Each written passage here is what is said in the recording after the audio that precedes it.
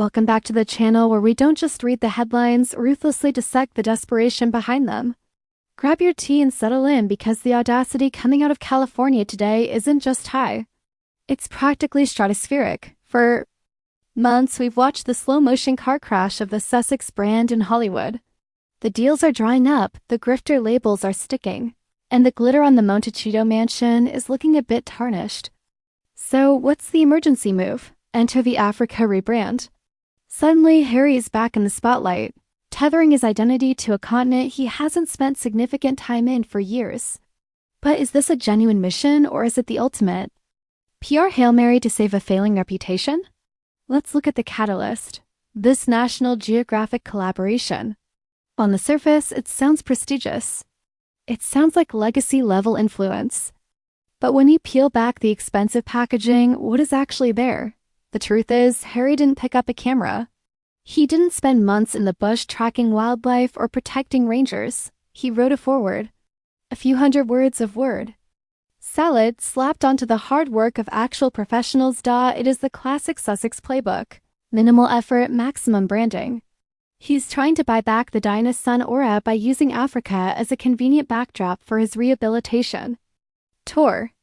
It's cynical and frankly, it's transparent. How can he claim Africa is his second home when he spends 99% of his life in a 16-bathroom fortress in California, complaining about his family on Zoom calls? Real connection requires presence. Not just a press release. I visit my local grocery store more often than Harry visits his second home. To the people actually living and working on the continent, this isn't inspiration, it's an insult. It's white savior tropes 2.0 updated. For the Netflix era, let's be real about the timing. This isn't a coincidence. The Spotify deal is dead. The public is exhausted by the woe is me narrative. They realize that being a professional victim doesn't pay the security bills forever. So they've pivoted. Since Hollywood won't give them an Oscar, they're trying to grab a Nobel Peace Prize vibe. But you can't just cosplay as a statesman because your latest reality show flop. Compare this to the Prince of Wales. When William talks about the environment, he brings a billion-dollar platform like Earthshot to the table. He's not writing forewords, he's funding the future. William's work is about the innovators, the scientists, and the locals. Harry's work, if we can even call it that, is always inevitably and exhaustingly about Harry. The camera is always pointed the wrong way. We're told this National Geographic project is intensifying his mission. How? By selling more books? By getting his face on a different kind of magazine cover? Africa deserves more than to be a plan B for a prince who realized Hollywood is harder than it looks. The reports coming out suggest that even African leaders are starting to see through the smoke and mirrors. People like Cyril Ramaphosa don't need a part-time prince jetted in for a photo op with smiling children before he retreats to his private jet. There is a growing explosion of annoyance at this charity for PR move. It's exploitative. It's using a vibrant, complex continent as a stage set to fix a broken brand image. How dare he? And where is Meghan in all this? Suddenly, she's 43% Nigerian, just as the Duchess Act was getting stale in the States. The timing is so precise it feels like it was calculated by an algorithm, not a genealogy test. It's all part of the same production. They are treating their lives like a scripted series. And Africa is just the location for season 4. But the audience is turning the channel. We've seen this episode before. The legacy Harry is chasing is dead. You cannot trash the institution that gave you your platform and then expect to use the remnants of that platform to lecture the world on duty. True duty is quiet. True duty is consistent. True duty doesn't require a Netflix crew or a National Geographic branding deal to be valid. What we're seeing here is the opposite of duty, it's desperation. So today, we are going to go deep. We're going to look at the finances, the failed deals, and the absolute contrast between a working royal and a royal for hire. Don't go anywhere because this gets much darker. Moving deeper into the heart of the crisis, we have to talk about the Montecito burn rate. Maintaining that lifestyle isn't cheap. The security, the staff, the private jets, it all requires a constant stream of massive checks. When the Spotify deal went up in flames, the panic buttons weren't just pressed. They were smashed. This Africa rebrand isn't just a passion project. It's a financial necessity. They need to look uncancelable. by attaching himself to a prestigious brand like National Geographic. Harry's trying to insulate himself from the grifter label that is currently haunting his Google search results. But let's talk about the sheer hypocrisy of the Global Statesman Act. You cannot spend 3 years trashing the Commonwealth's most important family and then expect the Commonwealth nations to welcome you as their champion. You can't have it both ways, Harry. The world watched as he sat down with Oprah and painted a picture of a racist and trapped institution. Now he wants to use the prestige of that very same institution, the titles, the history, the connection to open doors in Africa. It's a textbook case of biting the hand that feeds you, then asking for a snack. And then there is the contrast that must keep him up at night, Panger and William. While Harry is playing pretend diplomat for the cameras, William is actually doing the heavy lifting. The Earthshot Prize isn't a book forward.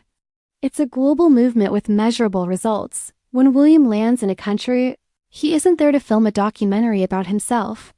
He's there to highlight local solutions to global problems. There is no me, myself, and I in William's rhetoric. He understands that the crown is a tool for service, not a shield for ego. Look at the body language.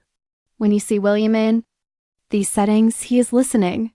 When you see Harry, he is performing. One is a leader. The other is a content creator. And that, my friends, is why the rebrand is failing to gain any real traction with people who actually matter. Let's look at the legacy claim again. Harry's team keeps leaking to the press that this is legacy-level influence. It's such a Hollywood term, isn't it? Real legacy is built over decades of quiet service, not over a weekend photography book launch. His second home narrative is crumbling under the weight of his own absence. You don't get to claim a continent as your home when you only show up when the cameras are rolling and the lighting is perfect. Home is where you show up when nobody is watching. The tragedy here is that Harry actually did have a genuine connection to Africa once. We all saw it. The younger, rugged prince who actually seemed to care. But that version of Harry was traded for a life of chasing likes and lucrative deals in California. Now, he's trying to wear that old persona like an ill-fitting suit. It doesn't work anymore because we've seen behind the curtain. We know about the tell-all books, the late-night talk show appearances, and the constant airing of dirty laundry. The African people deserve better than to be used as a reputation cleaner. They are not a backdrop for a prince's midlife crisis. They are vibrant, independent nations that don't need a lecture on conservation from a man who flies private to get to a climate summit. And let's address the 43% Nigerian claim from the Duchess. It was the ultimate pivot to Africa move. Just as the American public started to find their narrative exhausting, they suddenly discovered a new identity to monetize. It's cynical branding at its peak. Was it a genuine discovery of heritage? Or was it a calculated move to secure a new audience?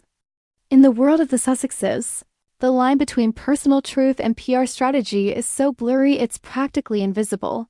The reality is that Hollywood is a what have you done for me lately town. And lately, the Sussexes have done nothing but complain. This National Geographic move is a desperate attempt to show they can do prestige content. But a forward in a book isn't a blockbuster. We're seeing the Sussex slide from multi-million-dollar deals with the biggest players in the world to writing introductions for photography collections. The trajectory is downward no matter how much the PR team tries to spin it as intensifying the mission. The public hasn't forgotten the visa scandal either. While he's trying to act like a global moral authority, there are still massive questions about his own residency status and the honesty of his applications. It's hard to lecture the world when your own house is built on sand. How dare they treat the world like we have no memory? We remember the insults to the late Queen. We remember the attacks on Catherine. You don't get to hit the reset button just because you found a nice sunset in Botswana to stand in front of. This is why the reaction from leaders and the public is so explosive. It's the audacity of the grift. It's the belief that they are so much smarter than the audience that we won't see through this blatant attempt at image rehabilitation. But we do see it. We see the desperation, we see the calculation, and we see the contrast. And as we move into the next segment, we're going to look at exactly how the palace is reacting to this rogue diplomacy because they are not amused. The Rogue Royal Act has officially hit a brick wall, and that wall is the high silent ramparts of Buckingham Palace. While Harry is out there trying to play act as a senior statesman with National Geographic, the King and the Prince of Wales are reportedly watching this shadow monarchy with a mixture of exhaustion and cold resolve. There's a reason you don't see the palace releasing statements every time Harry scribbles a new introduction for a book. They've adopted a policy of grey rocking, treating the Sussexes like a background noise that has no real impact on the symphony of the state. It's the ultimate burn. The palace is showing the world that Harry's no longer a player in the Game of Thrones, but make no mistake, the rogue diplomacy is a headache for the Foreign Office. When Harry goes to these countries and acts like he's on an official visit, he's creating a diplomatic nightmare. He's a private citizen with a famous name, yet he's accepting honors and holding meetings as if he still has the British government's seal of approval. He-doesn single quotes T. This is the celebrity versus royalty divide laid bare. A royal represents a nation, a history, and a future. A celebrity, which is what Harry has become, represents only themselves and their next contract. When he stands in front of a camera in Africa, he isn't representing the UK. He's representing Arkewell Productions, Inc. The palace understands that royalty is a brand of service, while Harry's turned it into a brand of self. This latest stunt is the perfect example. It's shiny, it's expensive looking, and it's ultimately hollow. It's a limited edition version of duty that only exists as long as the cameras are rolling, and let's talk about the royal glow he's trying to steal. Harry knows that without the royal connection, he's just another guy in California with a podcast that nobody listens to. That's why he clings to these legacy missions. He's desperate to keep the Prince brand alive because it's the only thing that gives him a seat at the table, but the table is getting crowded with people who actually did the work. Look at the royal tours being conducted by the King and Queen. They are about diplomacy, trade, and strengthening the Commonwealth. They aren't about storytelling or personal journeys. They are about the people of the nations they visit. Harry's storytelling is just a fancy word for marketing. He's telling a story where he is the hero, the victim, and the savior, all at once. But the world is getting tired of the same script. We've seen the Harry in the Wilderness episode too many times to believe the ending will ever change. The contrast with Catherine, the Princess of Wales, is perhaps the most painful for the Sussex camp. Even while dealing with her own health battles, Catherine remains one of the most respected and loved figures in the world. Why? Because she has dignity. She doesn't feel the need to rebrand every 6 months. Dignity is something you can't buy with a Netflix deal. You can't hire a PR firm to manufacture gravitas. You either have it or you're Harry hiring a crew to film you being humble in a village. The sheer irony of filmed humility is enough to make anyone roll their eyes. What we are witnessing is the death of the Sussex dream. They thought they could move to America, become global icons, and still have the world bow to them as royals. Instead, they've become a punchline on South Park and Family Guy. The National Geographic project is a desperate attempt to regain the prestige they threw away. They want the A-list life without the A-list work. In Hollywood, if you don't produce hits, you're out. In the royal family, if you don't perform duty, you're out.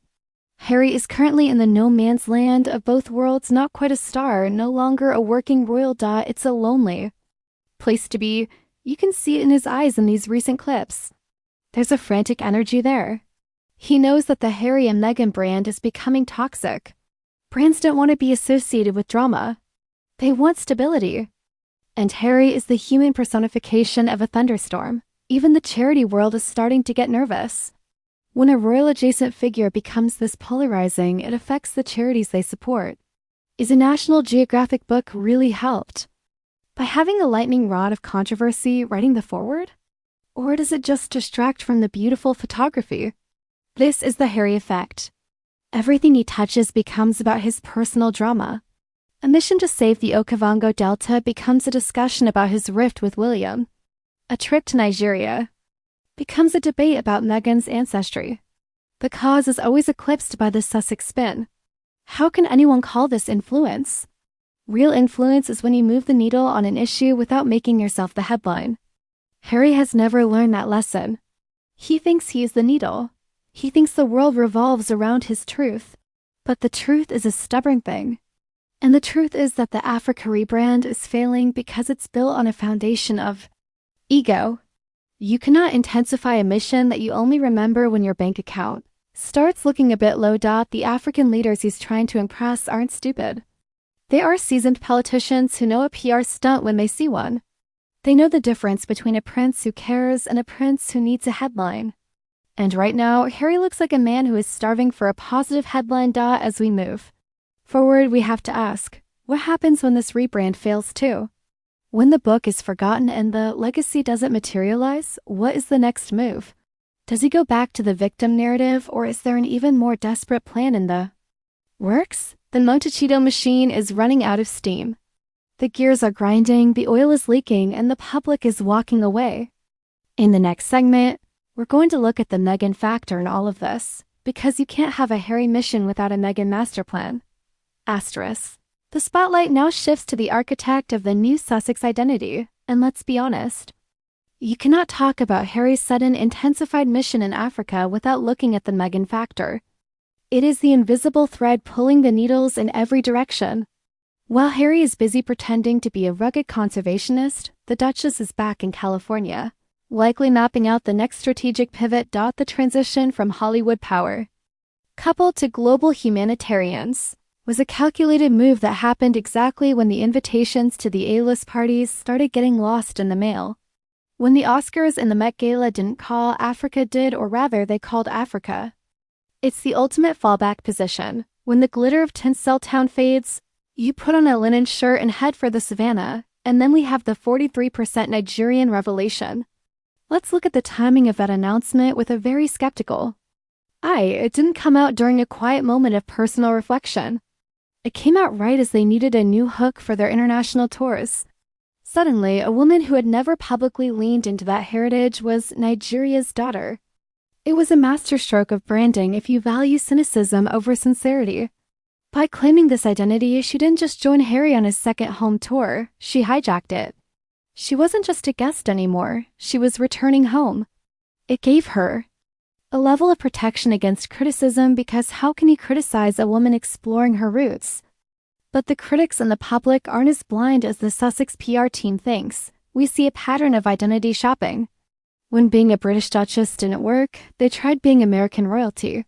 When that became a punchline, they pivoted to African heritage. It's like they're trying on different lives to see which one will finally make the public love them again.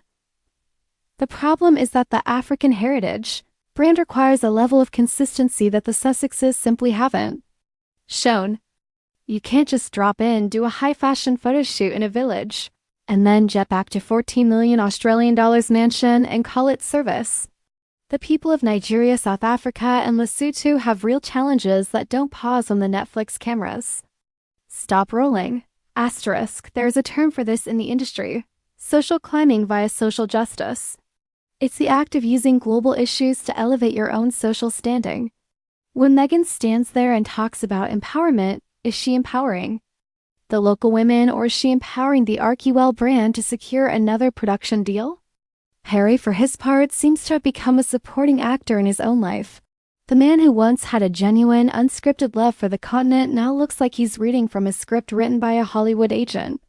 Even his words in the National Geographic forward feel Meghan-ized, full of the same buzzwords like intentionality, healing, and authentic storytelling. Authenticity is the one thing you cannot fake, and it's the one thing the Sussexes are currently lacking. You can see the strain in the photos. The smiles are a little too wide, the pose is a little too perfect. It doesn't look like a mission. It looks like a catalog for a lifestyle brand that happens to be set in a conservation zone. Let's talk about the Instagram diplomacy of it all. Everything is curated. Everything is filtered.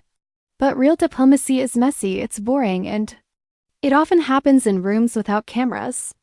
Harry and Meghan don't do boring, they do impactful visuals. But visuals don't dig wells, and filters don't protect endangered rhinos. The Meghan factor has turned Harry's once quiet escape into a loud, commercialized circus.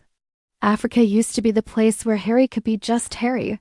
Now it's the place where he has to be the Duke of Sussex, global icon and husband of the 43% Nigerian Duchess. The peace he sought there has been replaced by the roar of the PR machine. And what about the Archewell involvement? We're told these missions are under the banner of their foundation. But where is the transparency? Where are the actual numbers?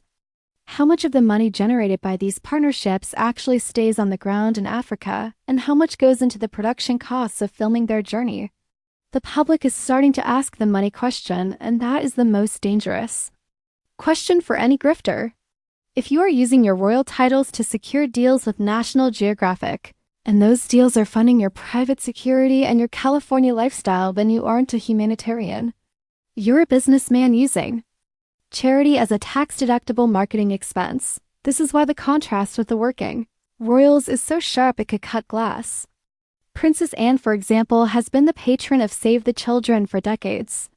She doesn't announce her visits with a press release and a hair and makeup team. She shows up, she does the work, and she leaves. She doesn't need a forward in a book to prove her influence. The Sussexes, however, seem to believe that if a good deed isn't caught on 4K video, it didn't happen. They are addicted to the glow of being seen as good people. But as the Hollywood deals continue to sour, that glow is being replaced by the harsh glare of public scrutiny. We have to ask, is Meghan actually interested in Africa, or is she just interested in the Africa story? There is a big difference. One involves long-term commitment and sacrifice. The other involves a 3-day tour and a lot of outfit changes. Based on their track record, I think we all know which one we're looking at. The 43% Nigerian narrative was a temporary shield. But shields break. Eventually, you have to show results. You have to show that you've actually changed something for the better. Writing a few paragraphs for a photography book isn't legacy-level influence. It's barely a footnote in the history of conservation. Harry is being led down a path where his genuine passions are being commodified for the sake of the brand. It's a tragedy in real time. He's losing the very things that made him likable in a desperate attempt to be important in the eyes of a Hollywood elite that has already moved on to the next big thing. The Meghan master plan for Africa is a high-stakes gamble. It's their last major prestigious territory. If they lose the respect of the African continent and the Commonwealth leaders, they have nowhere left to go. They become royals without a realm, wandering the hills of California with nothing but a trunk full of old uniforms and a stack of unsold books. In our next segment, we're going to dive into the royal fallout, how the king is reportedly planning to handle these unofficial tours, and why the Duke and Duchess titles might finally be on the chopping block. The palace is losing patience and the clock is ticking. The tension in the halls of Buckingham Palace has shifted from a simmering frustration to a cold, calculated strategy of containment. While Harry and Meghan are off playing international statesmen in Africa, the King and the Prince of Wales are reportedly looking at the one thing that still gives the Sussexes their commercial oxygen: the titles. The Duke and Duchess of Sussex. Brand isn't just a name. It's a gold-plated key to the doors of National Geographic in Hollywood. And the king knows it. There is a growing chorus of voices within the palace walls, and indeed within the British Parliament, asking why these titles are still being used as marketing tools. You cannot spend your days undermining the institution of the monarchy and your nights using its prestige to sell books and secure Netflix legacy content. The nuclear option, the formal removal of the titles, is no longer a whispered conspiracy. It is a live discussion. Imagine the panic in Montecito if the Prince and Duchess labels were suddenly stripped away. Without the titles, Harry isn't a global icon. He's just a former soldier with a very expensive mortgage and a penchant for complaining. Without the Duchess, Meghan is just another former actress trying to launch a lifestyle brand in a crowded market. The titles are their lifeblood, and the king holds the transfusion bag. But the king is a man of tradition and, perhaps more importantly, a father. He has avoided the nuclear option because he knows it would be a point of no return. However, these rogue tours to Nigeria and these pseudo-official partnerships with global brands like National Geographic are changing the calculus. Harry is effectively running a rival court, a monarchy light that offers the glamour without the duty, the photos without the service. The Prince of Wales, however, is reportedly much less sentimental than his father. William sees the damage being done to the firm's reputation every time Harry's PR team calls a mission legacy level. To William, legacy is the decades of service his grandmother gave. It's not a marketing buzzword used to sell a photography collection. The rift between the brothers isn't just personal anymore. It's professional. And it's a battle for the soul of the royal brand. The palace is also acutely aware of the Commonwealth question. If Harry and Meghan are allowed to swan around Africa acting like unofficial ambassadors, it confuses the diplomatic missions of the actual working royals. It creates a two-tier monarchy where one tier follows the rules of the British government, and the other tier follows the rules of a PR firm in Los Angeles. This cannot stand. We're hearing reports that the king is being urged to issue a formal letters patent or support a change in legislation that would allow for the removal of titles of peers who have moved abroad and are no longer serving the crown. This isn't about spite. It's about protection. It's about ensuring that the word royal actually means something beyond a verified checkmark on social media. The Sussex's defenders say, "Why do you care? Let them live their lives." But that's the point. They aren't just living their lives. They are selling their lives. They are using the history and the dignity of a 1,000-year-old institution to decorate their commercial ventures. When Harry writes for National Geographic as the Duke of Sussex, he is using a crown-given platform to boost a private project. If the titles are removed, the Africa mission collapses. National Geographic isn't interested in just Harry. The way they are interested in Prince Harry. The 43% Nigerian narrative loses its sting if it isn't attached to a duchess. The palace knows this. They are watching the Sussexes overextend themselves, waiting for the moment when the public's outrage fatigue turns into total indifference. Indifference is the one thing Harry and Meghan fear more than anything. They thrive on the drama. They survive on being the center of the conversation. If the king removes the titles and the world moves on, the Sussexes become yesterday's news. The legacy they are trying to build in Africa becomes a footnote in a history book that nobody is buying. And let's look at the National Geographic angle once more. Why would a reputable scientific and cultural institution get involved in this royal soap opera? Because even they aren't immune to the lure of a prince. But they are playing a dangerous game. By aligning themselves with Harry's rebrand, they are alienating the millions of people who see through the Sussex spin. The explosion of annoyance we're seeing from leaders like Ramaphosa isn't just about Harry. It's about the West once again trying to use Africa as a playground for its celebrity dramas. The "how dare you" sentiment is real. It's a rejection of the idea that an English prince can just pivot to Africa whenever his American dreams start to sour. The palace's strategy is a slow burn. They are letting Harry and Meghan exhaust their options. They are letting them film their tours and write their forwards, knowing that each time they do, they look less like royals and more like influencers. The nuclear option is the final card, and once it's played, there is no going back to the palace. Harry seems to be betting that the king will never have the stomach to strip him of his birthright. But Harry has forgotten one thing: the king's first duty is to the crown, not to his son. If the son becomes a threat to the crown's integrity, the king will act. History is full of princes who are cast out for less than what Harry has done. The Africa rebrand might actually be the catalyst for the final separation. By trying to claim a second home and a legacy outside of the UK, Harry is effectively telling the British people that he doesn't need them. Fine, if he doesn't need the people, he doesn't need the titles. It's a simple equation. In the next segment, we're going to look at the Netflix deadline. With their massive contract coming to an end, the Sussexes are under immense pressure to deliver prestige content. Long-form audition for a new streaming deal? Is National Geographic just a stepping stone to a Disney Plus series? The desperation is palpable. You can hear it in the word salad press releases and see it in the frantic intensification of their work. They are running out of time to prove they are more than just royal refugees. And as the world watches, the Sussex spin machine is starting to smoke. We'll also dive into the visa scandal updates. Because while Harry's talking about protecting the borders of the Okavango Delta, he's still facing serious questions about the borders of the United States. If his visa is revoked, the Africa mission might become a permanent relocation. Whether he likes it or not, stay with me because we are about to pull back the curtain on the Project Legacy finances. We're following the money trail from Montecito to Mozambique, and it doesn't lead where you think it does. This is the part of the story they don't want you to see.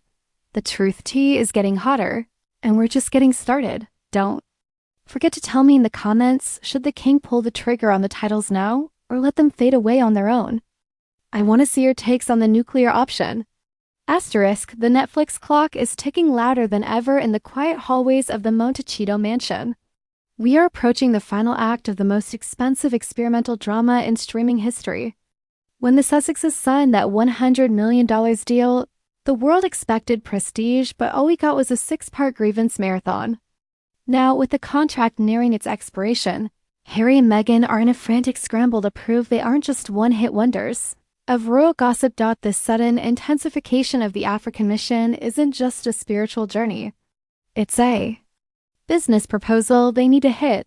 They need something that looks like The Crown but feels like National Geographic.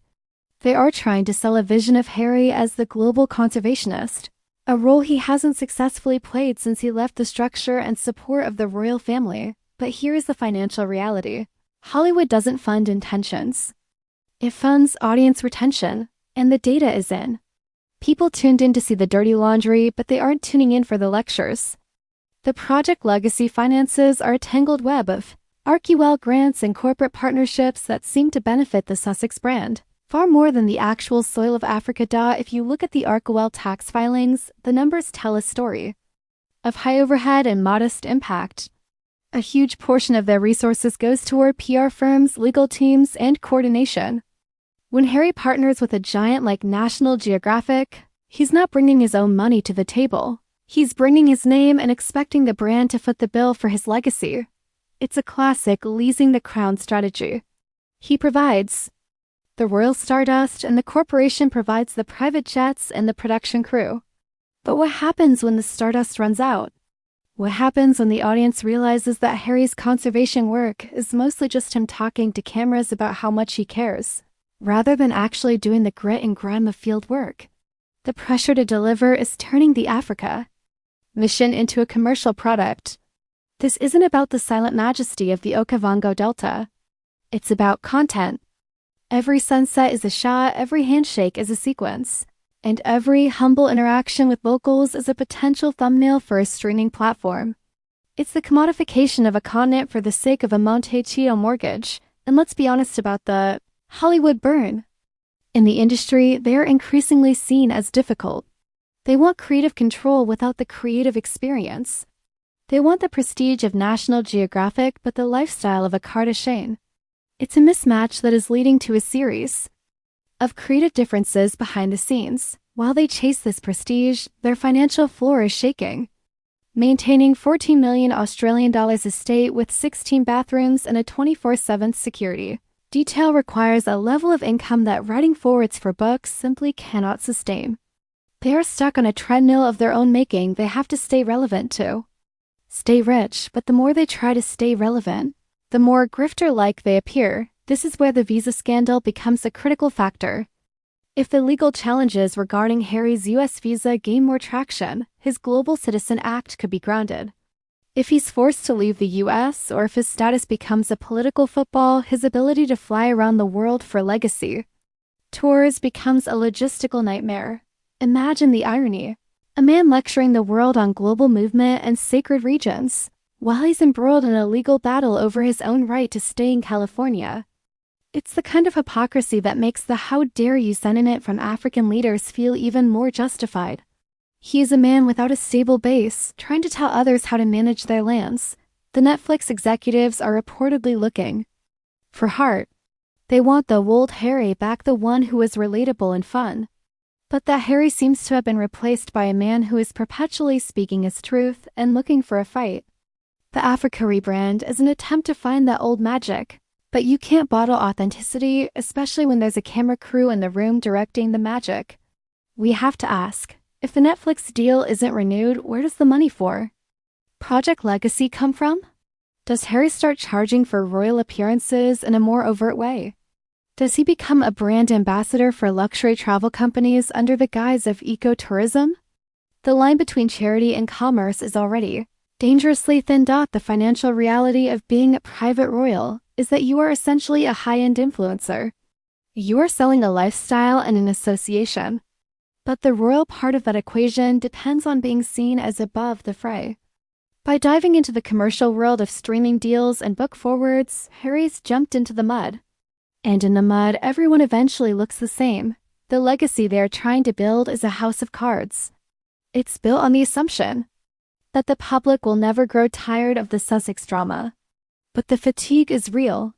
The explosion of annoyance we see today is just the tip of the iceberg. People are waking up to the fact that you can't save the world with a press release and a fancy title you've spent years devaluing. As we move into the next segment, we're going to look at the social media fallout. We're tracking the bot wars and the Sussex squad tactics that are being used to prop up this African narrative online. Because behind every intensified mission, there is a digital army trying to silence the critics. We are also going to look at the Prince William reaction to Harry's National Geographic deal. Reports suggest that William sees this as a direct infringement on his own environmental territory. The battle of the brothers has moved from the palace gardens to the African plains, and the stakes couldn't be higher. The tea time of truth continues. We're digging into the contracts, the shell companies, and the PR scripts. This isn't just a royal commentary. It's a forensic look at a branding crisis. Don't go anywhere, because the next 20 scenes will reveal exactly how much this rebrand is actually costing the Sussexes socially, politically, and financially. Keep your tea hot and your skepticism sharper. The Montecito machine is about to hit a massive speed bump, and we've got a front row seat to the collision. What do you think? Is Harry's legacy already dead on arrival? Let's talk about it in the comments. The digital PR war is no longer a skirmish, it is a full-scale tactical operation. Behind every spontaneous photo op of Harry in the African bush, there is a coordinated effort by the Sussex squad and high-priced digital strategists to flood the zone. They aren't just trying to share a story. They are trying to drown out the dissent. If you dare to point out the hypocrisy of a private jet-setting conservationist, the digital army is mobilized to brand you as hateful or obsessed. It's an attempt to create a manufactured consensus of adoration, but the bots can't change the reality on the ground. While the digital army is busy polishing Harry's image, the battle of the brothers has moved into a dangerous new phase. Africa has always been the sentimental heart of their relationship, the place where they both sought refuge after their mother's death. Now it has become a geopolitical chessboard. Harry's move with National Geographic is a direct land grab into the territory. William has spent a decade cultivating through United for Wildlife and the Earthshot Prize. William's approach is institutional, focusing on policy, technology, and long-term partnerships with African governments. Harry's approach is individualistic and celebrity-driven. To the palace, Harry's rogue environmentalism feels like a knockoff brand trying to undercut the original.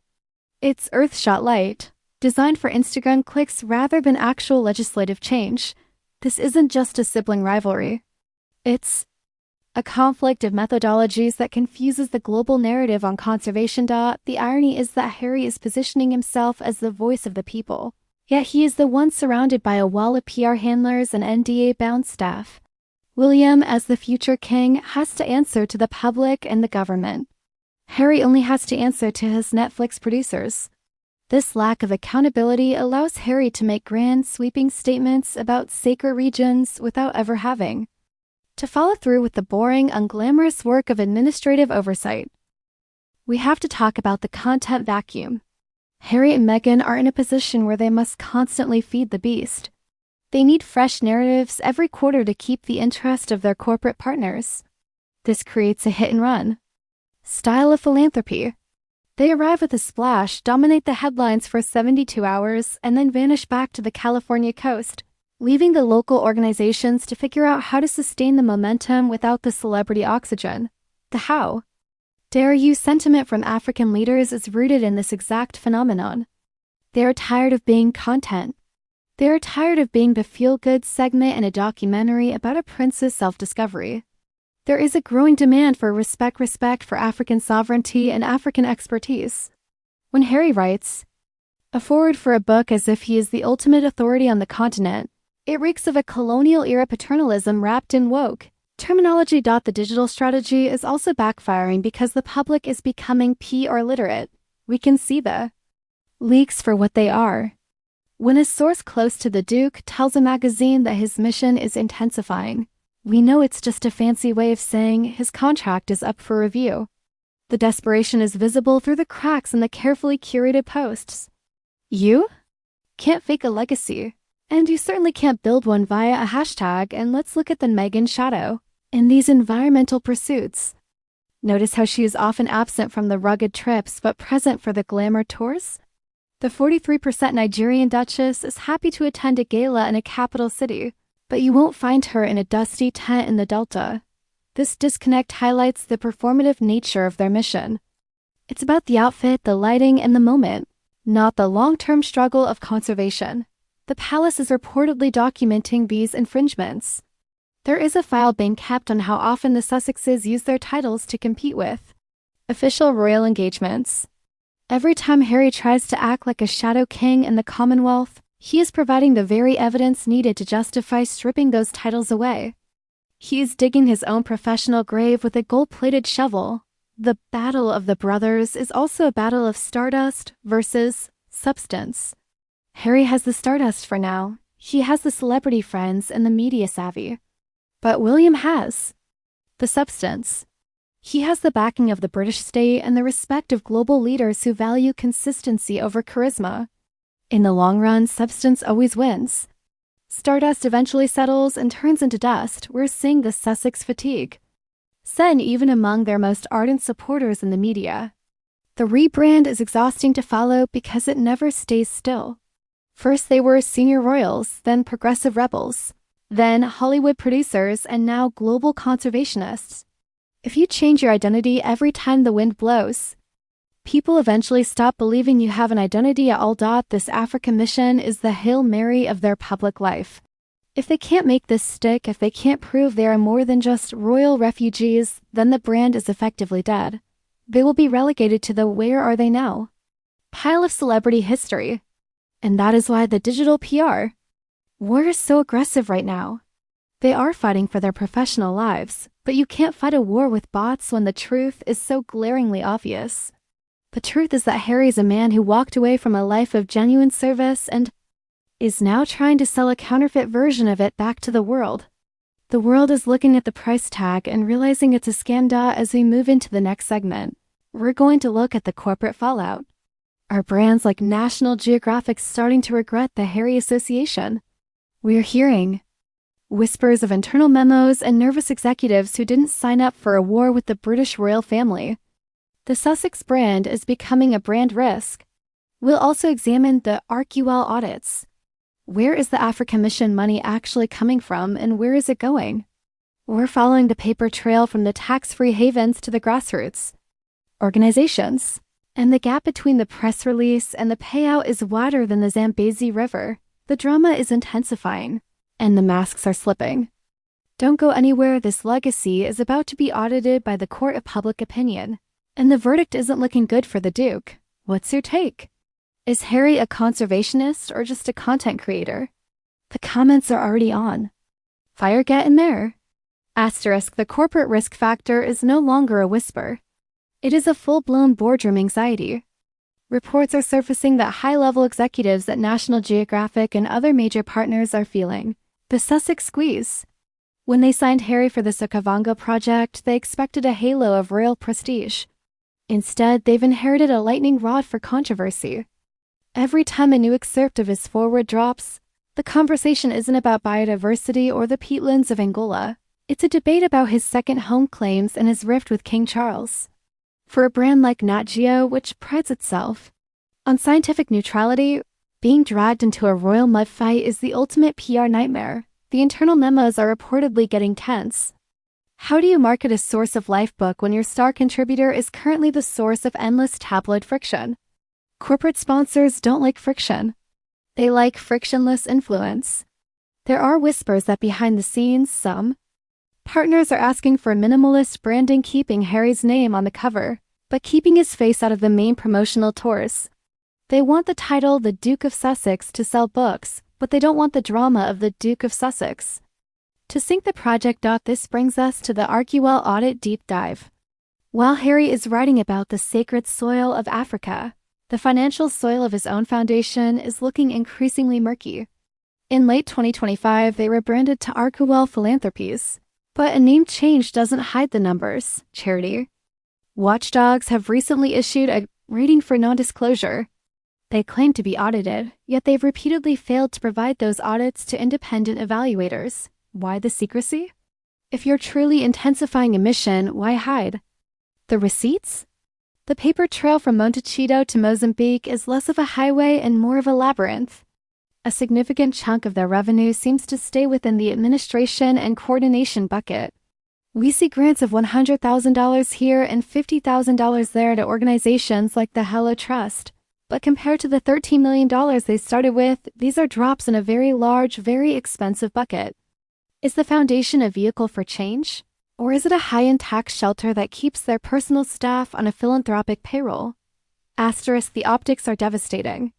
You have a prince lecturing the world on collective survival while his foundation faces questions about transparency and expired registrations in California. It's hard to save the Okavango Delta when you can't even keep your paperwork up to date in Beverly Hills. This disconnect is exactly why the "how dare you" sentiment is exploding. It's the arrogance of the elite preaching a gospel of accountability that they themselves refuse to practice. And let's talk about the staff exodus within Arkwell Philanthropies. Late 2025 saw a wave of layoffs and high-profile exits, including Executive Director James Holt, when the leadership jumped ship just as a major mission is intensifying. It's a massive red flag. Stable organizations don't shed their top brass during their most important phase. It suggests that behind the source of life rhetoric, the internal culture is one of instability and perhaps a realization that the Sussex sparkle is fading. National Geographic is now in a position where they have to manage Harry like a volatile asset. They are tethered to him for the March 2026 launch, but you can bet their legal and PR teams are working overtime to ensure he doesn't go off script. But Harry is the script. He can't help but mention his mother's legacy or his paradise in Botswana.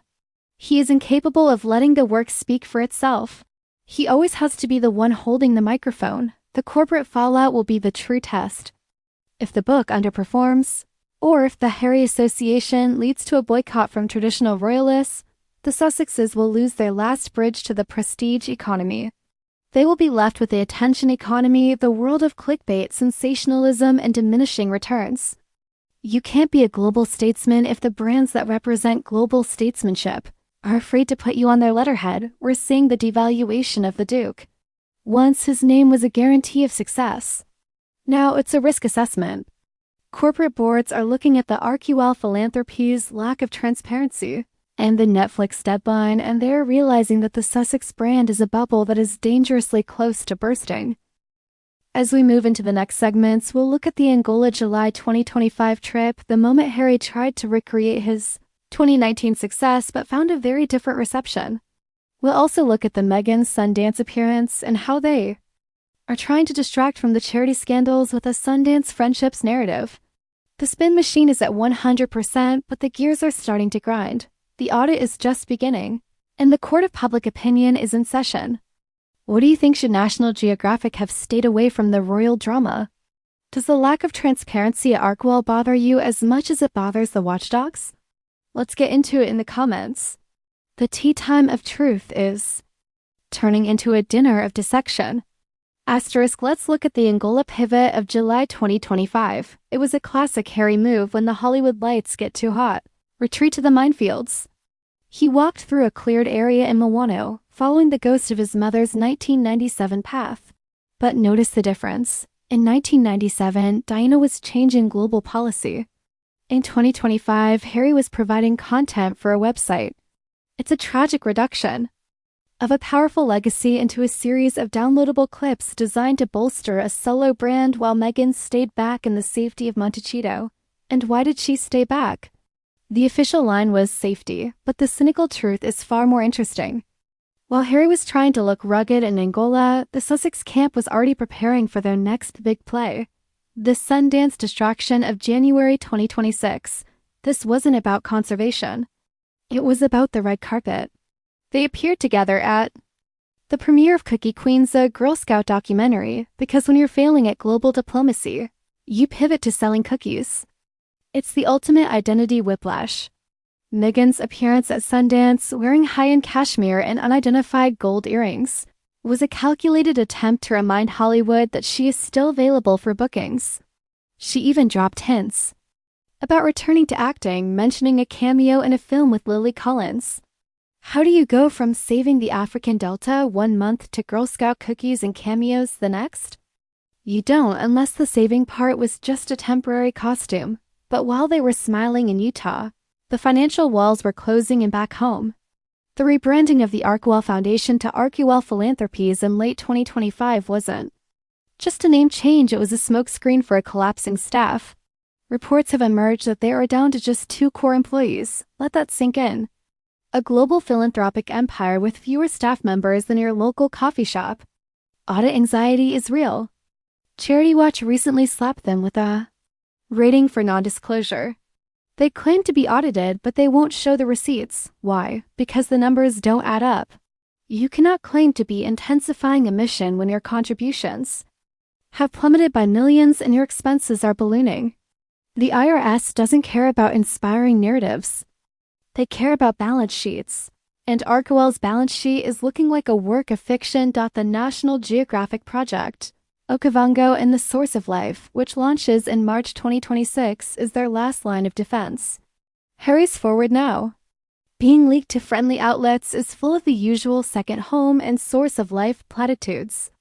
But let's look at the grit versus glamour reality. The explorers in the book spent years in dugout canoes and on motorbikes. Harry spent a few hours in a private jet and a hotel room to write the introduction. He is selling the grit of others to buy gravitas for himself. This is the royal refugee strategy at its most desperate. They are using Sundance to stay in the celebrity loop and National Geographic to stay in the prestige loop. But as the staff exits and the audits loom, the loop is becoming a noose. You can't build a legacy on press releases and cookie documentaries while your own foundation is being flagged for a lack of transparency. Vivium territory, but Yonovis while your own foundation is being flagged for a lack of transparency. The Yohugged for a lack of transparency. The how dare you sentiment isn't just coming from the public. It's coming from the very institutions they are trying to lean on. How long before National Geographic realizes they've been used as a PR shield? How long before the Girl Scouts realize they're being used as a relatability prop? The Sussex spin is running at maximum velocity, but the centrifuge is starting to shake itself apart. We are watching the total commodification of a prince's soul. Every memory of his mother is now a talking point for a book launch. Every childhood trip to Africa is a brand origin story. It's not a mission. It's a franchise. And like all franchises that lose their way, they're trying to reboot the series before the studio pulls the plug. In our next segments, we're going to look at the London courtroom tears from January 2026. While the world was looking at Africa, Harry was back in London, voice cracking on the stand, blaming the tabloids for making Meghan's life a misery. The victim narrative is back, but does anyone still have any sympathy left, or is the woe is me act finally bankrupt? Stay tuned, because we're about to dive into the Associated Newspaper's testimony and how it contradicts the happy life in California they've been trying to sell us. The tea is boiling over now. They have made my wife's life an absolute misery, my lord. Did you hear that? That was the sound of the victim narrative being resurrected in a London courtroom in January 2026, while the world was busy looking at Harry's carefully staged photos from the African bush. The Duke was back in the UK, voice cracking on the witness stand, delivering a performance that would make a soap opera lead blush. It's the ultimate identity whiplash. 1 week he's a it's the ultimate identity whiplash. 1 week he's a replash, stoic conservationist for National Geographic, and the next, he's a trembling victim of the mean old British press. Let's look at the timing of this emotional breakdown. It's early 2026. The Hollywood deals are cooling. The public interest in Arkwell is at an all-time low, and suddenly Harry needs a headline that screams pity. By standing in that courtroom and turning to the judge with watery eyes, he's not just fighting a lawsuit against Associated Newspapers, he's fighting for his relevance. He needs us to forget the private jets and the 16 bathrooms and go back to seeing him as the tragic prince. But here's the glaring contradiction. While Harry was in London claiming that the press makes Meghan's life a misery, Meghan was 5,000 miles away at the Sundance Film Festival, beaming for the cameras in $18,000 jewelry and promoting a documentary. ABOUT Girl Scout cookies. Yes, you heard that right. Cookie Queens. Does that look like misery to you? Or does it look like a woman who is perfectly happy to use the media when it's selling her own executive producer credits? The courtroom drama is the Sussex smoke machine at its most cynical.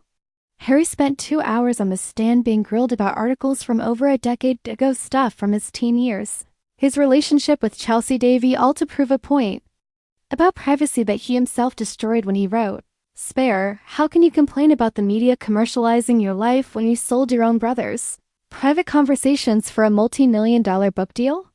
The hypocrisy is so thick you could walk on it, and let's look at the co-claimant strategy. He's standing there with Elton John and Elizabeth Hurley, trying to look like the leader of a Justice League against the tabloids. But Elton and Liz are established stars with decades of real work behind them. Harry's a guy whose only work lately is complaining about the work he used to do. He's using these celebrities as human shields to hide the fact that his own case is built on paranoia and distrust, his own words. The palace, meanwhile, is doing exactly what it should, ignoring the circus. While Harry was cracking at the witness stand, Prince William was in Bristol visiting sustainable tech pioneers. No tears, no cameras following his emotional journey, just duty. The contrast is devastating. William is building a future. Harry is obsessed with litigating a past that he refuses to let die because it's the only thing that keeps his bank account full. This is the Meghan misery paradox. They tell us they moved to California for peace and privacy, yet they spend every waking moment either in a courtroom or on a red carpet. If the press is truly making their lives a misery, why are they at Sundance? Why are they doing video calls with Gayle King to talk about their intentions? The truth is, they don't want privacy. They want control. They want to be the only ones allowed to monetize their lives. Harry's testimony wasn't just about phone hacking. It was a manifesto of privilege and paranoia. He claimed he felt he was under 24-hour surveillance. Well, Harry, when you hire a film crew to document your private life for Netflix, that's called surveillance you get paid for. You can't have the glow of being a public figure without the glare of public scrutiny. The London tears of 2026 will be remembered as the moment the mask finally slipped. The world is watching a man who has everything: wealth, health, a family, and a global platform, and yet he chooses to spend his time in a dark courtroom crying about old news. It's not standing up for the truth. It's a desperate attempt to stay in the spotlight before the National Geographic rebrand and the Sundance Cookie documentary both fade into obscurity. As we head into the final segments of this deep dive, we're going to look at the final verdict. Not the one from the judge, but the one from you. Is Harry a hero fighting for justice, or is he a man who has become addicted to his own drama? The comments are already reaching a boiling point. Get in there and tell me, do you buy the misery, or are you just here for the cookies? There is no winning in this war, only the slow, expensive drain of a legacy. That's the reality as we hit the early months of 2026, while Harry tries to sell us a vision of himself as the protector of the Okavango. His actual reality is a grueling 45-day courtroom marathon in London against Associated Newspapers. We are talking about a legal battle projected to cost a staggering £38 million when both sides are tallied up. Imagine what that money could have done for the conservation efforts he supposedly cares about. Instead, it's being poured into the pockets of high-priced London barristers to litigate events from 20 years ago. The irony is almost too much to bear.